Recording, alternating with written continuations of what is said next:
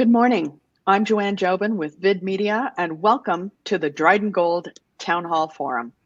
Today, I'm delighted to welcome my long-term friend, Trey Wasser, CEO of Dryden, and also joining us is Dryden Gold President Maura Kolb and VP Exploration Anna Hicken.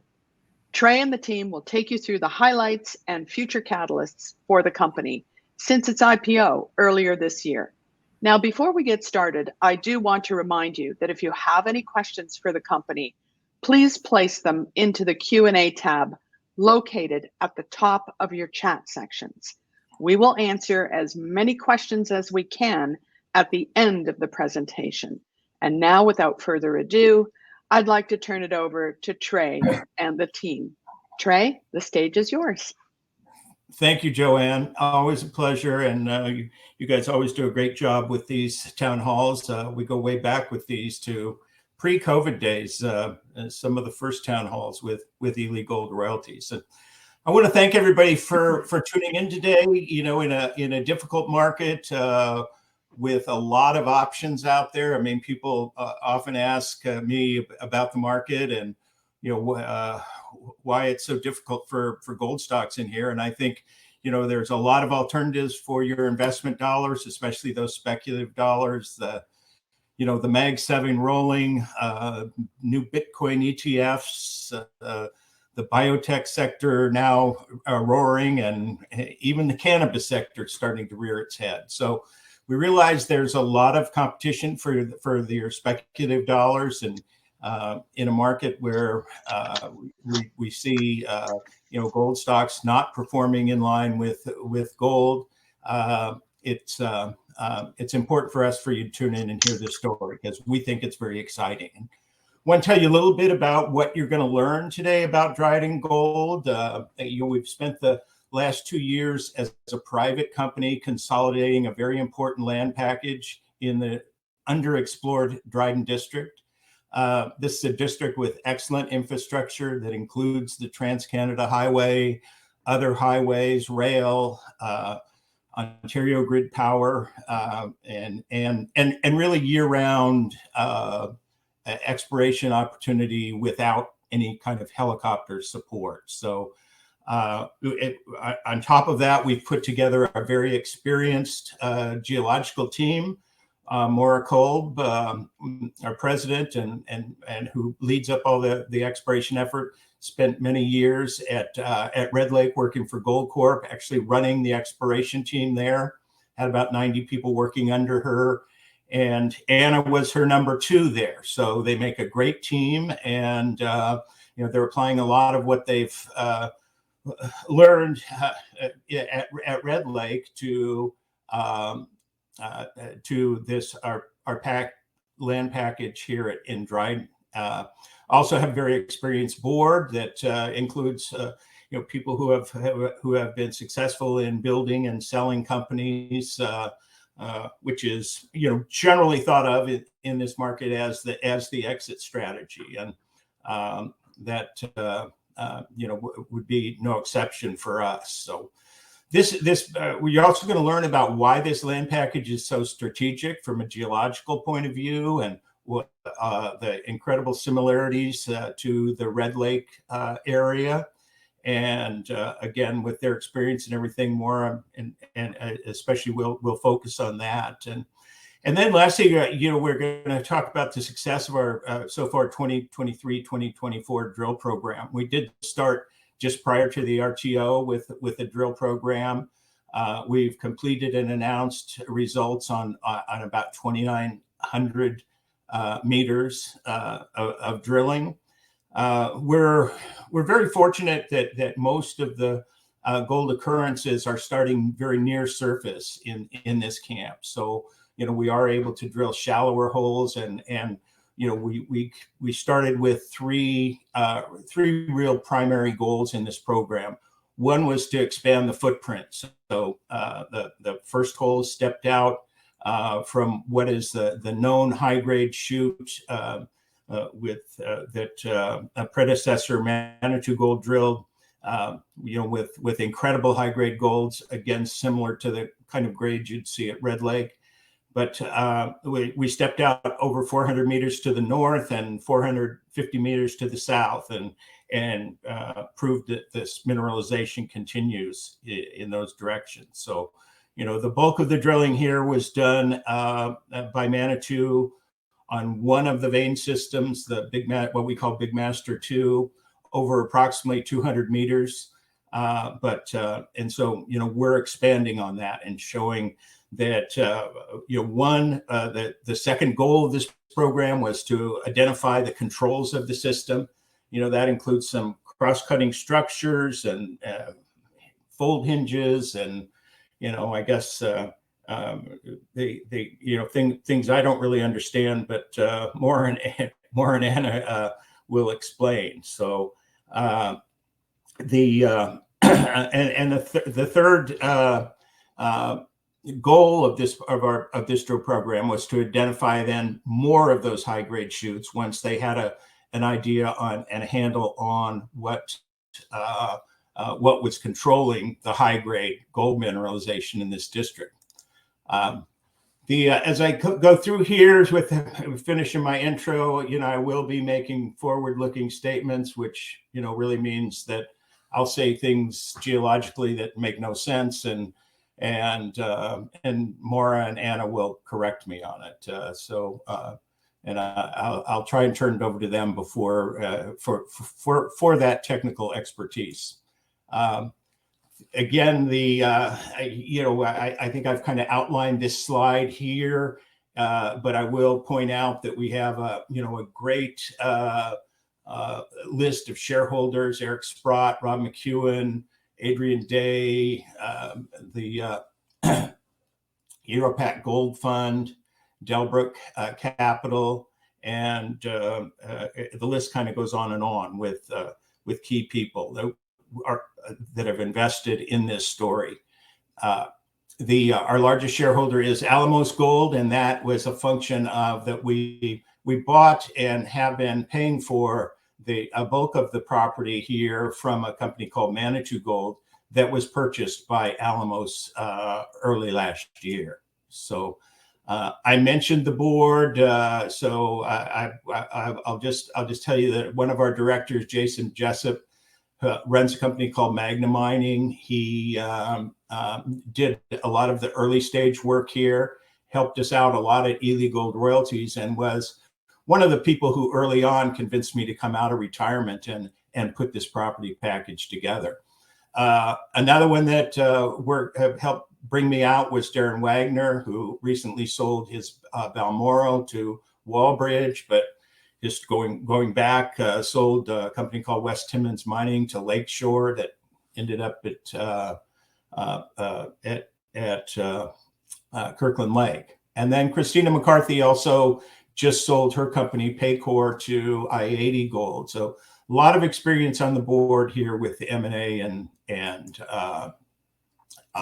building companies and building shareholder value. So just quickly go through the share structure. We have from our RTO about 2.7 million shares remaining. We've paid up for that includes most of our payables being current on the current drill program, and so we have still a good treasury here going forward. We're not planning any current financings right at this time.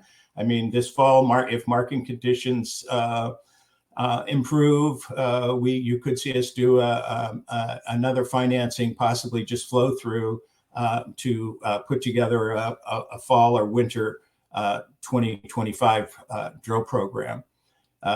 Fall 24 and winter of 25 is what we're talking about there. So anyway, the property package here, I'm just gonna touch on what we've done here is what we own is in orange there, and then also include that little pink place. That's the Cross River ground that we just picked up early this year. As you can see, we kind of focused on a southwest northeast trend with the property there. give an idea of what we own. The little brown piece in the middle here is that's Dynasty Gold, who's active in the camp, and that would be their footprint. And then the other large shareholder in the district now is Kenorland Minerals, who just came in and optioned this blue piece. They also own quite a bit to the south of us down there. So the pointing out on the Cross River ground we picked up, that has a historic mining on it and also came fully permitted. So, you know, we can get down there, but we anticipate doing some field work down there this summer. So this is a very strategic package, and I'm going to right at this point turn it over to Maura so that she can talk about the geology here and why this land package is so strategic. Thank you, Trey. Maura? Thank you. So Trey mentioned a little bit about the structure. So we have a structure going from the northeast corner of this map to the southwest corner. And we believe that that's a key element for gold mineralization in this entire camp. So we strategically picked up 50 kilometers along the Manitou-Denoric deformation zone, and that's what goes from the northeast to the southwest. That's really been the driver for the land package that Trey and the team have put together. And then we also have these more east-west trending structures as well. And we've strategically picked up one that goes along the Trans-Canada Highway, and we announced some great results on that Hinman property, 13 grams per ton at surface, and did some additional staking there. We feel that has a great opportunity with really easy access to do some new exploration. The entire camp has only about 30,000 meters of drilling, and it's really mainly been focused in this area called the Gold Rock Camp, and that's our brownfields opportunity. I'm going to go into that a little bit in the next slide. So let me tell you a little bit about where we are. So we're located in the Wabigoon Greenstone Belt, and this is kind of central in northwestern Ontario. To the north of us, about 2 hours, is the Red Lake Camp, and we all know that that's quite a prolific camp, and we have very similar rocks. To the south, we've got the Hammond Reef deposit, and to the southwest, we have Rainy River Mine. These types of deposits, these lode gold Archean systems, typically have really deep-seated roots. So as you can see in the little image there, the mines that are similar go as deep as 2 kilometers, whereas in the historic mining at Gold Rock, the deepest mine went to 140 meters. So we really feel there's a lot of upside potential for depth in this system as well.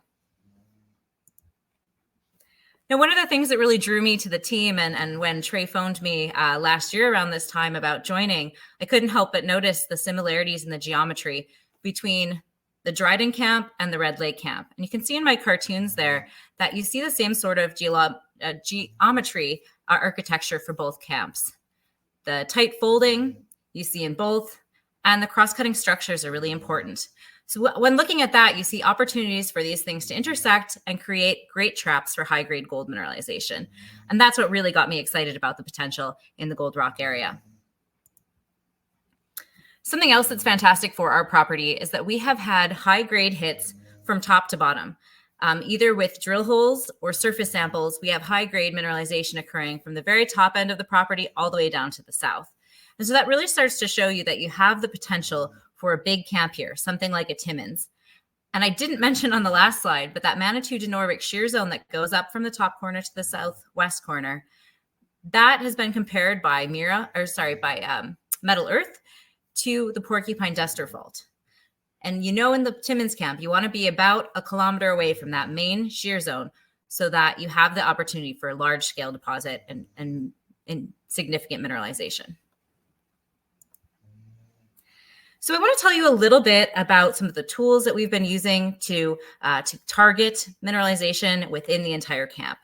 We have excellent geophysical coverage over the entire property. There was a government survey, and then we've done fine-tuning on other places within the camp where we needed more data.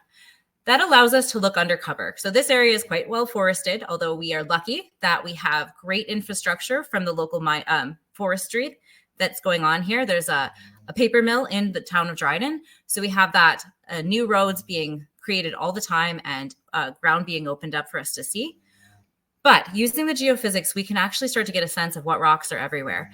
And we've partnered with Mira Geoscience to be able to use all of the mapping, all of the geochem, basically any piece of data that exists, partner that with the geophysics and create 3D models of our ground. This is a huge opportunity and allows us really to see better at what's at depth and start to target and generate really, really detailed targets. The map there is showing you the geophysical survey, and then all of the red dots or lines there are the targets that came out of this work. The targets that come out of this are basically anomalies that cannot be explained by the geologic model.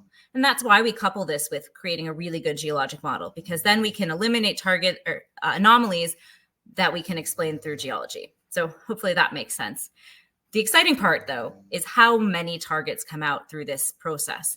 And most importantly, they come out right over top of known mineralization that has been mined in the past. And then we have many along that Manitou-Genoa-Rick shear zone and many coming into these cross-cutting structures. So it's really helping to prove up our thesis of why we believe we should be looking at those intersection lineations or intersection structures.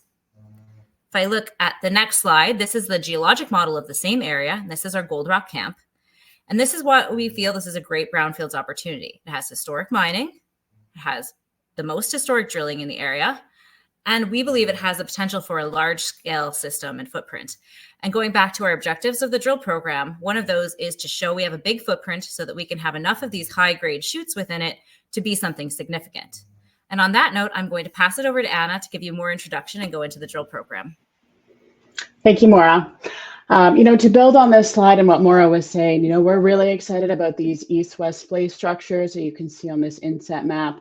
We really feel like these are the upgrading structures, and, understanding the periodicity of where these happen in the system is going to be key to our exploration strategy.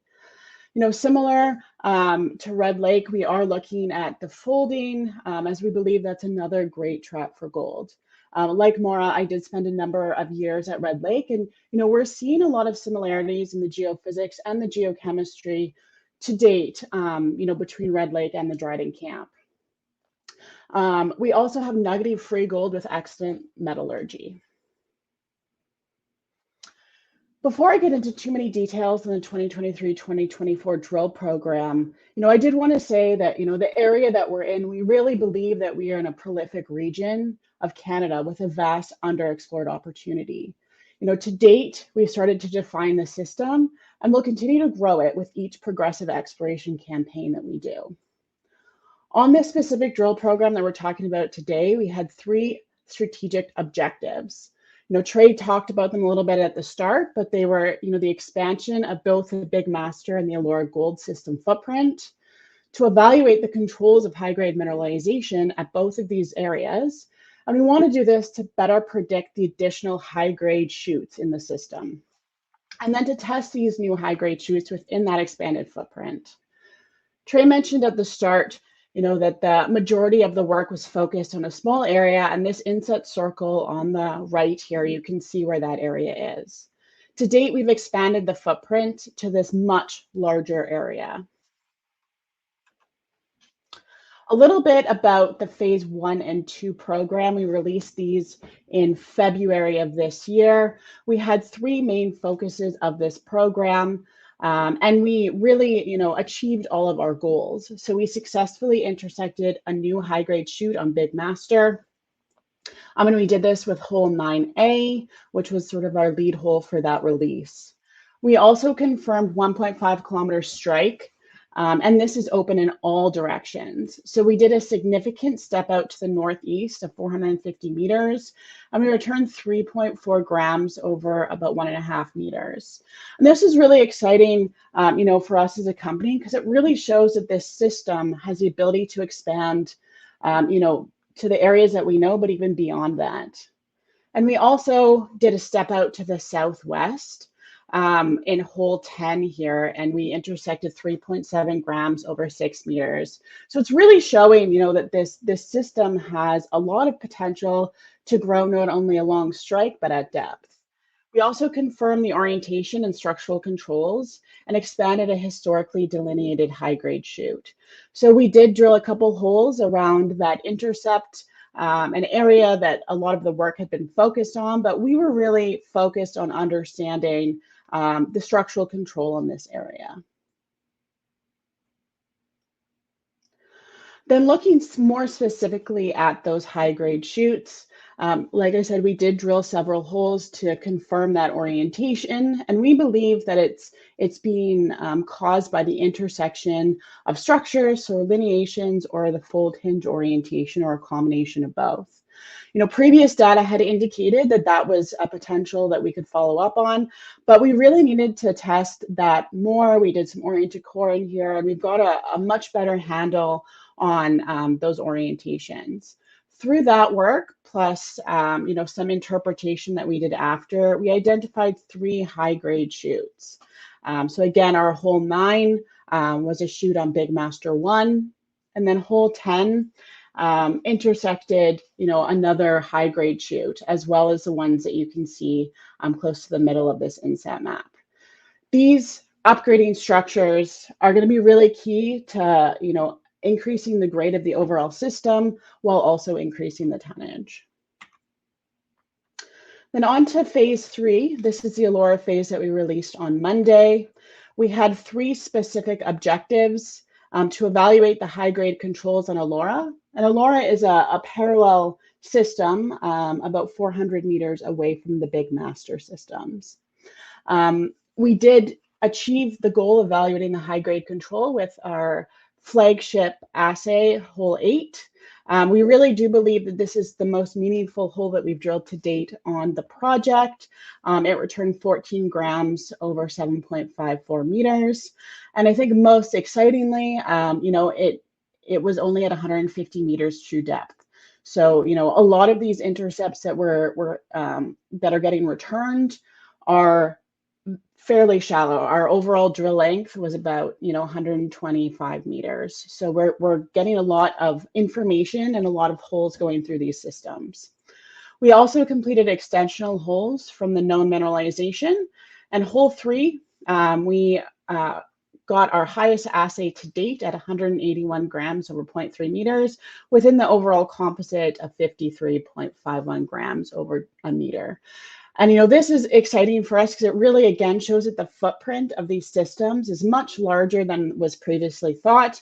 And we do have some work and some plans to do some follow-up along strike. We did test a larger step out as well, and hole 6 intercepted 1.22 grams over 2 meters. And, we're really excited, and we're planning on following up on some more southern extension work in the next subsequent phases of the program. And with that, I'm going to pass it off to Maura to talk about phase 4. Thanks, Anna. Well, she did a great job introducing it. So in phase 4, we want to do, we have done a few different follow-ups. So the first kind of most exciting one is 1.5 kilometer step out down further to the southwest. You can see at the bottom of that inset map, a little mine called Selby. If you can call it a mine, it's a shaft that was done to about 50 feet deep, but it has some great surface samples. So we're really excited about those drill holes. We did see sulfide mineralization in both the holes we did there. So that's telling that the system is continuing to the south, and now it's just waiting game to see the assays and what they come back as. The other thing we did with this phase 4 program that was very important to us was to follow up on the new high-grade shoot that we identified to the southwest in phase 1 and 2. From there, we also had a few other high-grade surface or very near surface samples that we wanted to follow up on and see if there was potential for more high-grade. So definitely a bit of follow-up on Big Master, and then that large step out was kind of the key things for phase 4. From this, we'll be looking at all of the data we've gathered through the 4 phases and starting to plan a phase 5 drill program to come once Anna and I arm wrestled enough and really decided what the next best strategy will be to showing the growth potential here at the Gold Rock camp. And on the growth potential, something that I think is very, very important for us and really defines us differently than most of the other juniors is that we are looking at this from a larger scale, kind of like a major mining company does. We have what we call a resource pipeline here. With the work we did last summer, we went to every part of the property. I've stepped foot on the whole thing. And we looked at the opportunities between all of these different targets and started to rank and rate them based on, of course, geology, grade is always very important, but then things like logistics and whether they were whether we'd have a social license for them. So they've all been rated and ranked, and we've been focusing now on the brownfields opportunity between the Big Master and the Allora systems, but we will be starting to do some work in the summer on the Hinman, where we had the success in the last field program, and other targets as well. So it's really important to keep showing these targets moving up the pipeline and show that there is really the potential for a significant camp here in the Dryden district. And that's what we feel will set us apart as a junior that, gets the interest of mid-tiers and major companies. And then I'll pass it back to Trey to wrap up. Oh. Trey, you're muted.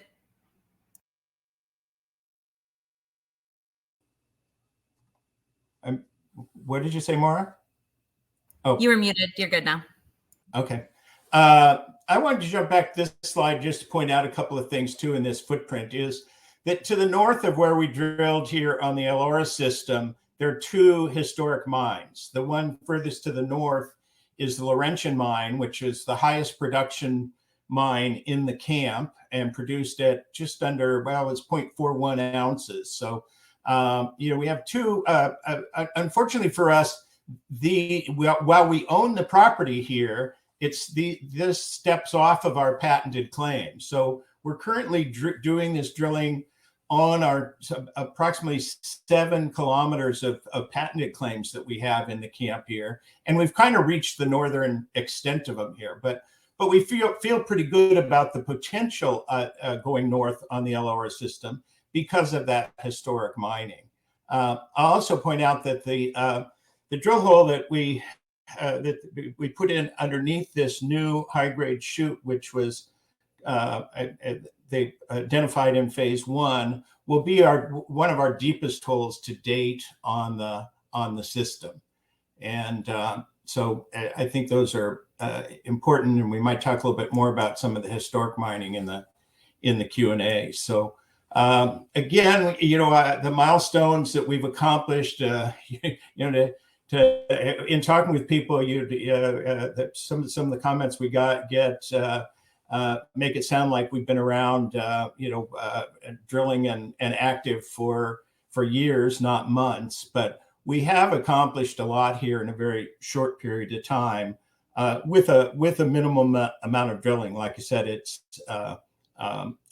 fortunate that we're able to expand this footprint with shallower holes. But a couple of that new high grade shoot, I'll point out in the first phase, or first 2 phases, the 26 grams over 3.1 meters.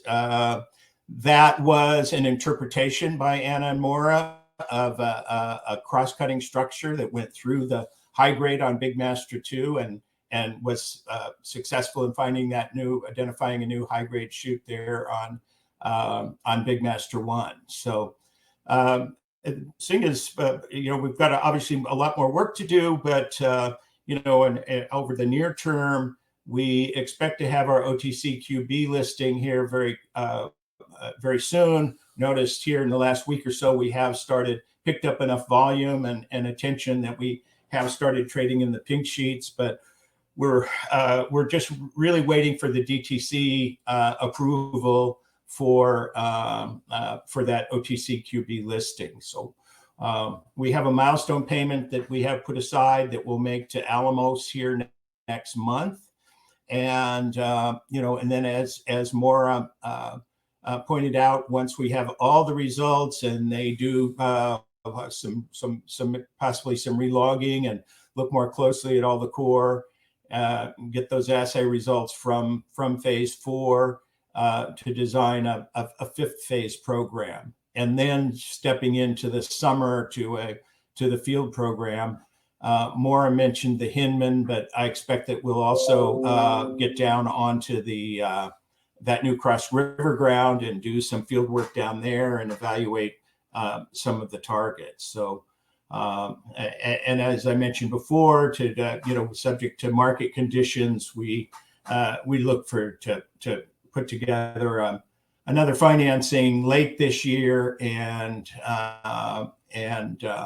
then have money to continue the drill program late fall and into the winter of 2025. So, a lot going on here. I think one thing that I missed and might come up in the questions, so I'm going to answer it now, is why has this camp been so underexplored? And there's really two main reasons. This camp historically, and especially on the patented claims, has a lot of historic mining that was all done at the turn of the century, but it was all done by different companies. This property has never been consolidated. It's always been a piecemeal without a dedicated district-wide and scientific approach to the exploration. The other thing is that historically there's been a lot of cover, and this is a densely forested area. Fortunately for us, most of our ground is not covered with lake, but higher ground, and so we are have and since the turn of the century even, and especially in the last 50 years, been a lot of forestry going on. So we're seeing places cleared off and cover being stripped off, as well as roads being put in and trails. And, we literally were able to drive a pickup truck to every one of our drill sites in the first 4 phases of drilling. So, that's again why consolidating this land package was so important. And, I can say that, without getting into details, I think that most of the major and mid-tier operators in Canada have Dryden Gold on their radar at this point. So with that, I think let's sort of open it up to some Q&A. Bring Joanne back and dig in and see if we can't get stumped by the audience. That's great. Thank you, Trey, Maura, and Anna. That was a fantastic update. We are now going to take questions from the audience. Again, just a reminder to please place your Q&A into the tab. It's located at the top near your chat section. And please feel free to upvote the Q&A with the thumb emoji. So the first question of the day today is, what catalyst are you most excited for going forward in 2024 and 2025? Drill results. Good answer. Well, again, it goes into expanding the footprint. We really want to show that this thing grows. We started, within that Gold Rock camp, there's 20 kilometers of strike with historic mining and really throughout the whole camp. We've been up north to do some field work and be excited to get up there once we secure some permits. But we have we have a lot to work with. The key here will be finding more of these high-grade shoots. We know we have a very attractive one, and it's been well drilled. And the key is to find more of those, and maybe to start to connect some of them together. If you looking back at the cartoon that shows that this one here, we don't know yet. It's been undrilled here in between. So a lot of potential here around the known high-grade shoot. The significance of what's going on across on the Big Master 1. So growing this thing with more high-grade shoots is what we're most excited about. Absolutely, because that shows that there's a significant deposit here, and that's really what we're exploring for. Mm-hmm. Excellent. Now, obviously, we have a lot of questions on the drilling, so I'm going to try to group them all together and ask them in a version that's easy to answer. First of all, did your drill program set out what it is supposed to do, and what are the next steps? I would say yes. We've been successful at all the objectives that we've set out for ourselves, and like Trey just mentioned, the really key thing here is that We need to show we have a big enough footprint to host enough high-grade shoots for this to be significant. We needed to understand and confirm our theories on the high-grade gold mineralization. So the first program was very important. Those holes that we did on the historic zone were key because your theory is only as good as your test to it. So it tested that and it showed a near vertical plunge, which is great. And in these systems, Red Lake's a good example. Most of the plunges follow the lineation or the fold orientation. So that's really important. And it gives us something to follow up so that we can be better at predicting more of these. We know that, dollars are hard to raise and we want to get the best bang for our buck on every single one of them. So that's very important. Going forward, objectives will be to continue to grow the footprint, continue to find high grade shoots, because these systems are more complex. And so you have to be able to predict where the high grade shoots are and follow them up to bring your discovery costs down. Something that Anne and I have a lot of experience with and are quite good at is bringing discovery costs down through doing good scientific work. We were able to bring the discovery cost from $200 an ounce to $50 on Red Lake, and that was very beneficial in a very complex system. So know that we have that in mind, and we are trying to do that all the time with the Dryden Gold shareholders' money. We want to get the best bang for our buck here. Thank you, Maura. So again, some drilling questions. I'm going to try to get these out of the way. So why didn't Dryden drill a vertical hole into the 55,000 gram drill hole target? As you can see on this long section, it has been twinned. About 12 holes around it by Manitou themselves. In these kind of systems, that spectacular high grade kind of comes in one tiny spot. So that drill spacing is already quite close. Anna, correct me if I'm wrong, but the closest is about 12 to 15 meters spacing. Mm-hmm. Yeah. So it's already quite closely drilled. And what we wanted was to learn how to find more of that, because one little high grade shoot, 10, 20, that's exciting. And that's what we are actually after, is lots of these, so that this can be a deposit. This can be, the next big thing. We really want to understand the whole system architecture. Like Maura was saying, that super high grade 53,000 grams per ton hit, we know it's there and it's great. But, we need to understand why it's there, not just that it is there. And then we need to apply that to other areas of the project.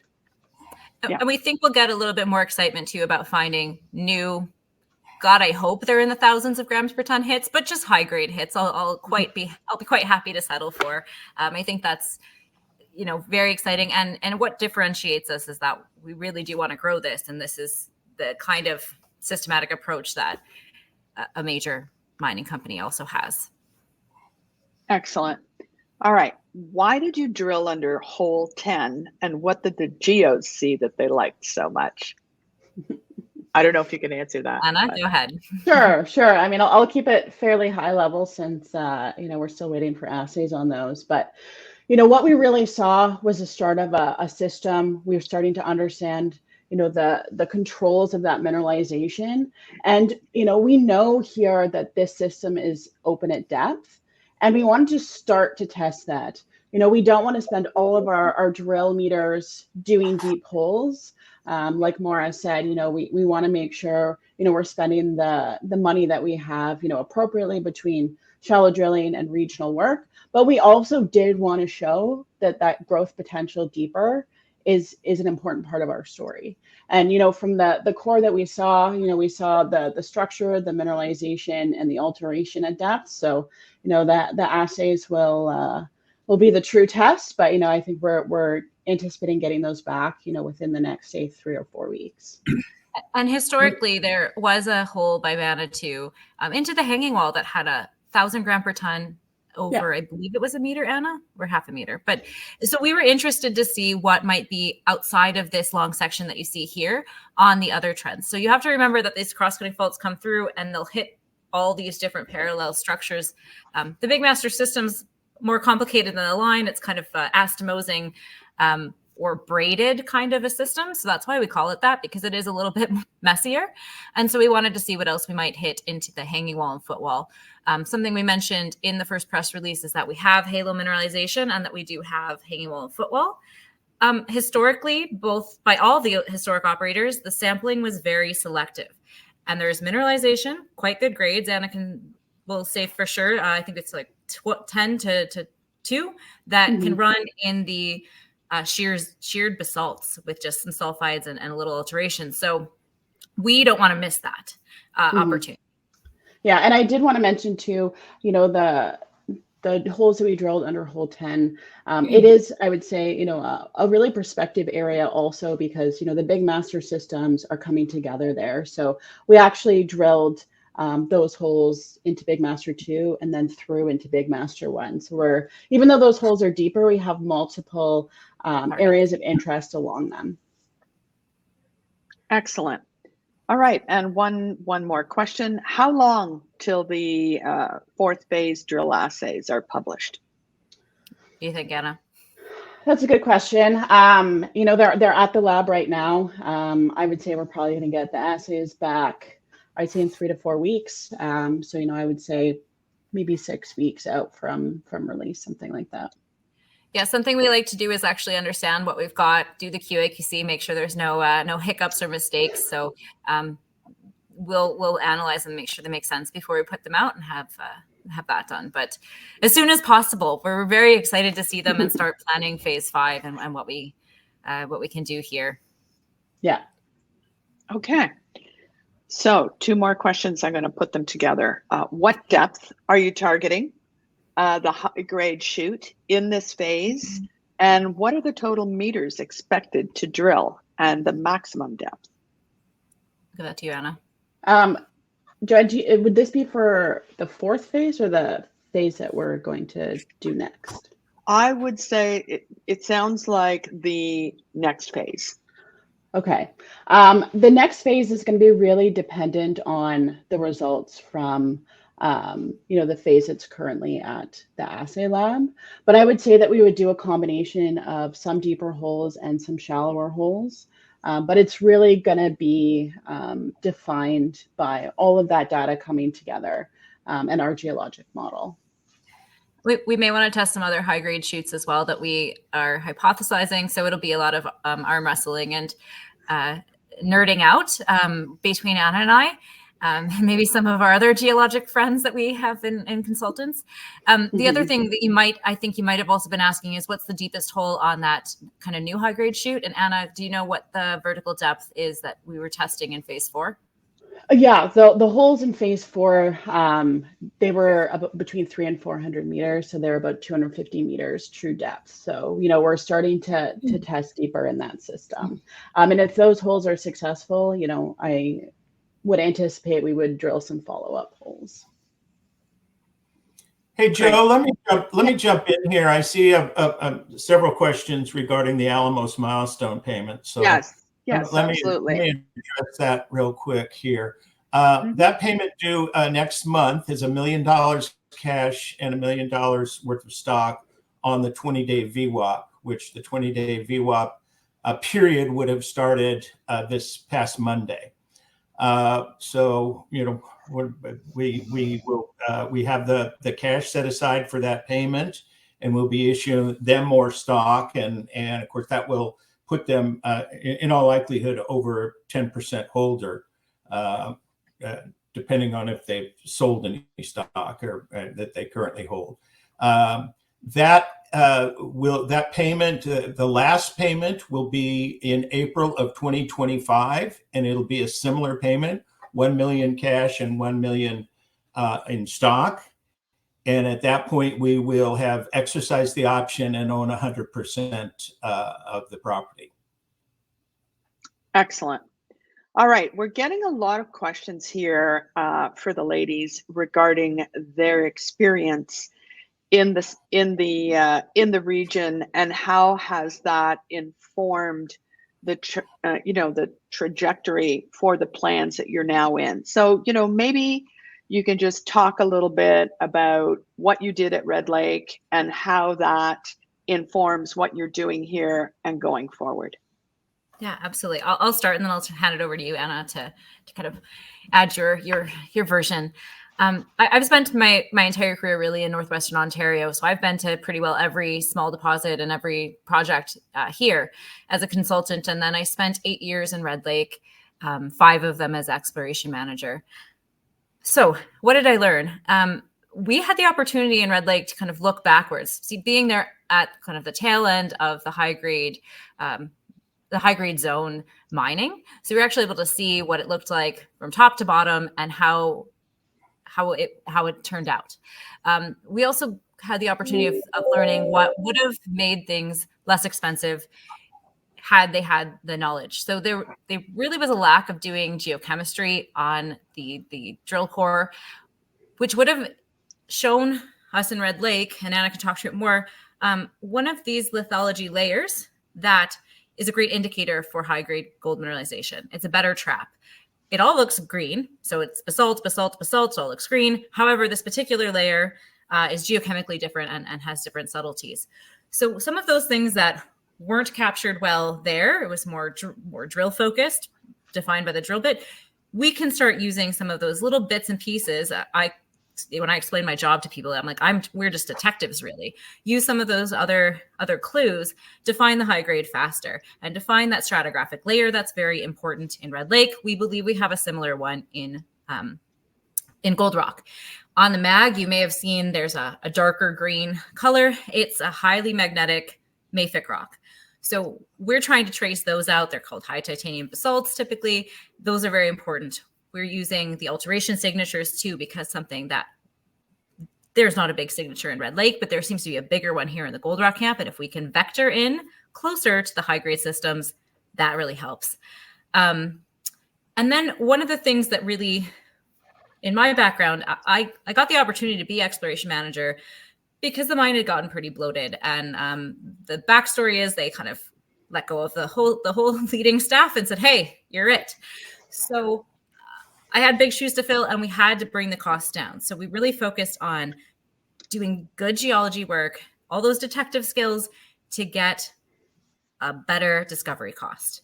And then Anna was working with me there then, and I'll send it over to her to talk more about Red Lake.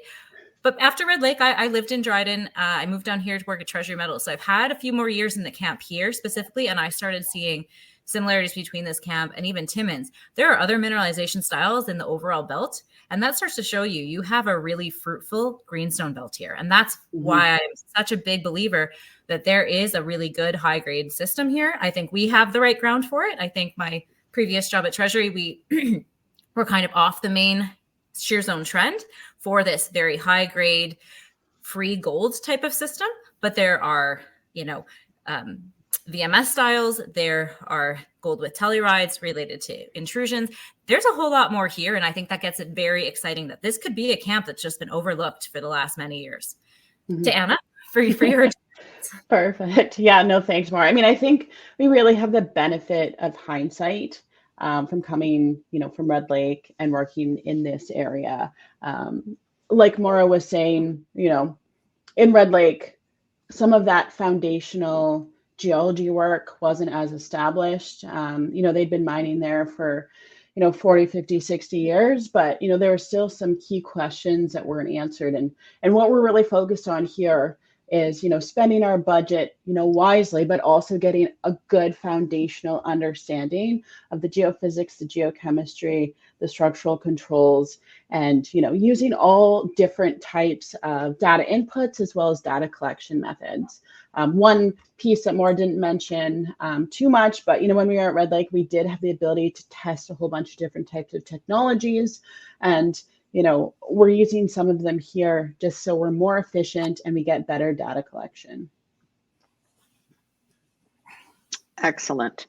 All right, Trey, time to shine. Lots of questions on potential NSR, on acquisition for the claims, and regarding shareholder dilution, especially with very underpriced juniors at this time. It's always a concern. Would a royalty deal be a future possibility? Well, look, selling royalty is always a possibility.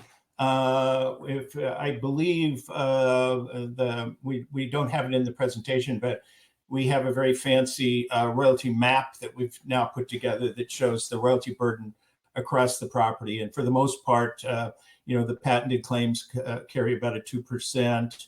I can tell you that currently 0.25% on the patented claims is to triple flag. So we're updating them on what we're doing all the time and have a dialogue. The Cross River Ground has a royalty to EMX, so they're involved with this, and of course very good friends and associated with all the EMX people. My history with Ely being bought by Gold Royalty Corp. So David Graffola is, I still talk to quite often. He's a huge fan of Mora's. Actually, a little bit more on Mora's.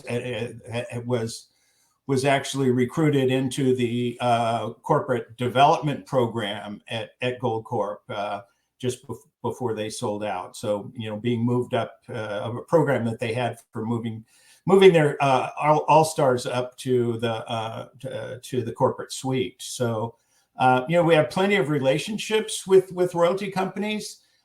Selling a royalty at this point, I think, would be premature. But I think if we, as we finish up this drill program and start to show some, again, more that there's more and more of this high grade gold occurrences throughout the camp by, again, expanding that footprint from where we started and moving out, then that's something we could do in the future. But I think, well, for the time being, we need to increase the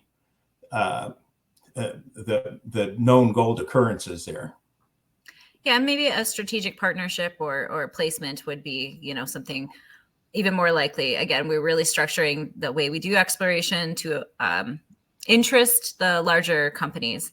And it is the way that bigger companies do their exploration programs. And we know that they don't quite have the flexibility to do this work that we do. Having worked for them, it's a little bit more red tape. So we can be a lot more flexible and get a lot of good grassroots exploration done here. Excellent. And speaking of strategic investments, is consolidation with your neighbors a potential? And, Alamos, of course, is the big elephant in the room. And as they're already through default of purchase, going to be or is one of your largest shareholders, what are your thoughts on that? We're definitely keeping them updated on the exploration work we're doing. They seem very keen. I think it's hard not to like this story, and we have been successful so far in our drill programs, and we plan on continuing to be so. So I think that's good. We do have interest from other major companies.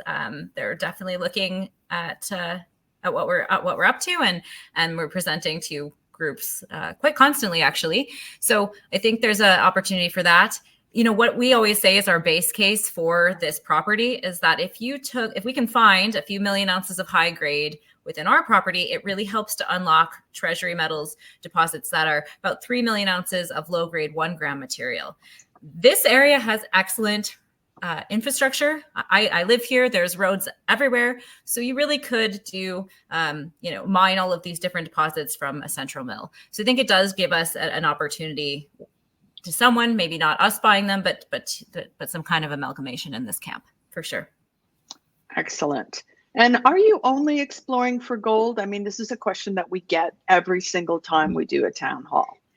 That is our main focus, but we're looking for silver. It's within this system. So we're assaying for all the other accessory minerals. So if there's any other flow opportunities that we could get through processing, we'll capitalize on them. But I mean, yeah, I did want to mention, part of that foundational geology work that we are doing is to understand all of the elements that we have there. And, whether there's a minor critical element that can, help with some small portion of the CapEx. We're doing all that work early on, so we know, but our main focus is gold. Excellent. And Trey, how have the commodity prices affected Dryden, or have they affected Dryden at all? Well, look, it's affected, and I kind of got into that of all the other opportunities that are out there, but the commodity price is heretofore has not really started to bring the gold mining companies in general along. I mean, if you look at Newmont, for example, I mean certainly one of the biggest and best. Down 38 and at one point down 40% from it's 12-month high in this market where gold is setting all-time new highs. So it's I'm very bullish on gold, the metal. I mean, I think there's not just a black swan out there, but I think the black swans seem to be flying all around us. So I think there's a lot of potential for gold to do very well, and eventually, I feel like it will bring the gold stocks along with it. Yeah. Well, from your lips to God's ear, Trey. Let's hope that happens for sure. So Trey, a few more questions on your burn rate, and just talk us through what the financing might look like at the end of the year. Well, again, very likely it will include and maybe solely a charitable flow through, where we actually find the back end buyer for the flow through. Mm-hmm. That's a longer term holder, like we did in the RTO with Delbrook. But again, it's market condition. We are sensitive to the dilution here, and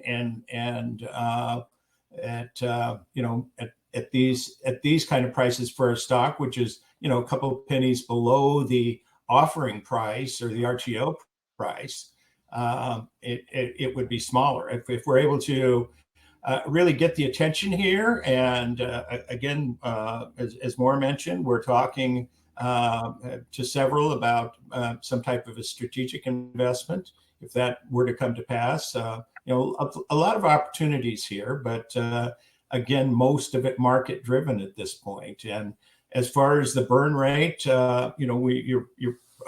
have, besides Anna and Maura, full-time employees. Scott Kelly, our CFO, is part-time. He works for a few companies, so that's low. I'm personally through at the RTO stage and have yet to. I've taken no money out of this company.